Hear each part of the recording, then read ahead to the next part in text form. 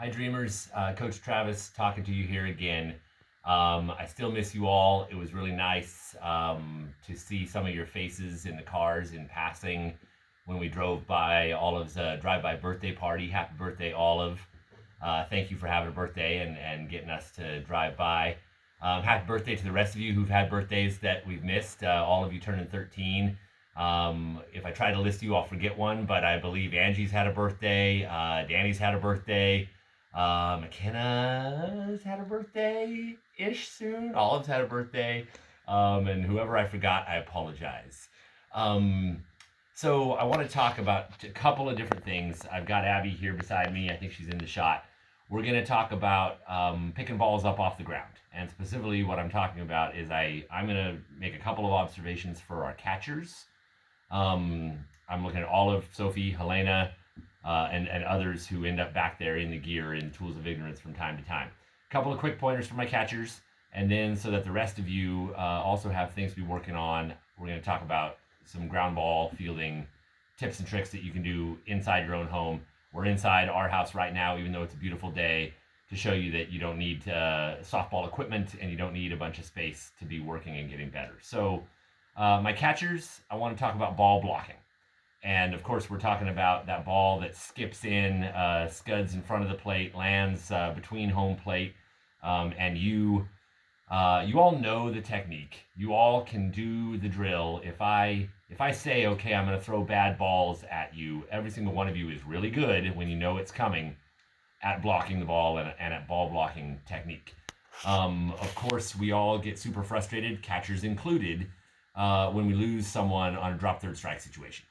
Especially if we get someone fishing at an off-speed pitch that bounces, and then we get the strike, but we lose the runner down to first base, and then everyone's frustrated. So I want to work on that technique. And you all know, and it's counterintuitive to all of the many, many years of human evolution. We've all been trained not to let a hard, fast-thrown projectile hit us in the chest or in the face. You all know that that's what we have to do when we're ball blocking. And I'm talking about this technique right here, this move down into this position, tilted forward, sealing everything up, the hole here, sealing with the glove in the hands, using the chest, using your whole body and all of your equipment as a glove, and not trying to catch the ball. We've talked about it over and over. A lot of our catchers, when we mess up, it's still often because we reach out forward to try to catch the ball with the glove or pick the ball off of a hop with the glove, sometimes to the forehand, sometimes even worse to the backhand. And what we do then is we create hard contact instead of soft receptive contact. And we create a ramp of the arm to launch the ball, have it bounce off the forearm up over our shoulder or whatever. So the thing I was thinking about and looking at online, some videos of what can we work on, how do we avoid dropping forward and reaching out too much like this? How do we get ourselves instinctively into this position? And how do we avoid dropping to the knees forward but staying upright like I am right now? And then having the ball, even if it does hit the belly or the chest, if you're upright, it's still going to skip off and get too far away.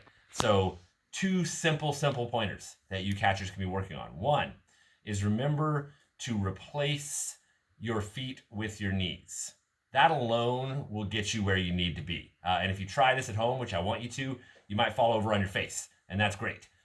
Meaning you're in your crouch, you've got your feet down. I should have put like a couple of pieces of tape or something, but I've got my feet back here, right? So I don't want to fall forward like that and put my knees in front of my feet. I want to replace my knees back where my feet were with a move something like that. That right there gets me tilted, which drops the hands into position. So big tip number one, put the knees back where the feet were as you drop to block a ball. The second one is put your chin on your chest.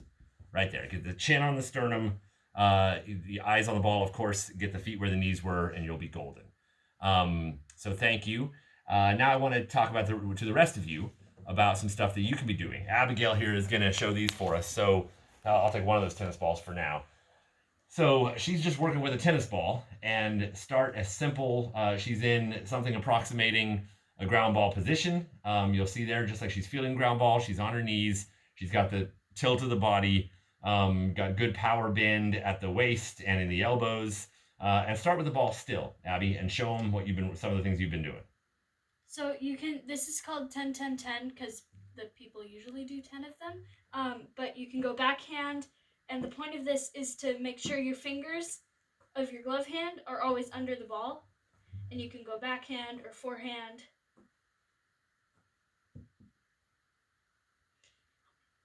Or in the middle. And then when you get better, you can do a little short hop and keep that bend in your elbow so that you can easily go into your throw. And this can be done with a tennis ball, any little ball inside your house at any time. Big key there, fingers under the ball and keeping that fielding elbow bent, right? Yeah. Good. And then you start with it still, and then you work up to dropping it, and I already messed up. So get out there, and I lost the ball. I have to go dig for that. Abigail, do you need the second tennis ball for the next thing you're going to show us? I think you do. I'll fetch it. There you go. 2 tennis balls.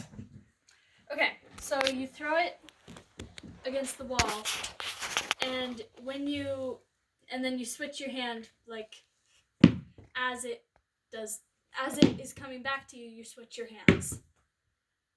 And the key to this is when you take apart your hands, you don't want them upright, because some people will just throw it, field it, and pull it back. But when you're throwing, you want to come here, so you need to, with the ball down when you separate.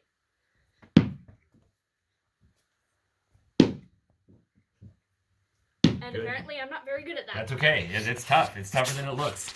So you girls I'm going to show you one more thing, but to remind the tips about that off the wall, you're just keeping 2 balls going.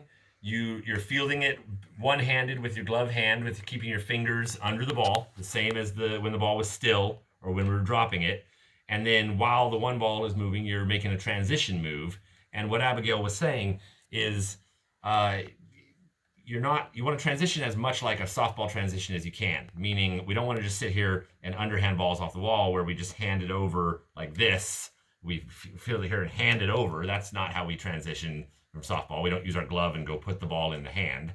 And you don't want to just pull it back here for the throw. So we're looking at getting it, coming together, bring the glove toward the hand, but getting it out, fingers down like this, so that you're ready to come into a throwing motion. So transition and then throw. Transition and then throw. And then finally,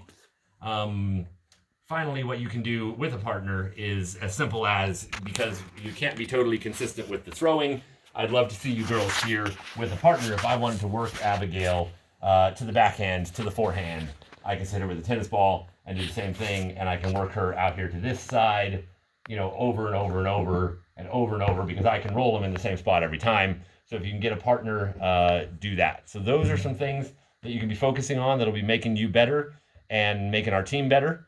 And I appreciate if you would all be doing something. And I hope that you're staying healthy and having a good shelter in place as good as you can. I can't wait till we can do real practices together and play games together. Go Dreamers.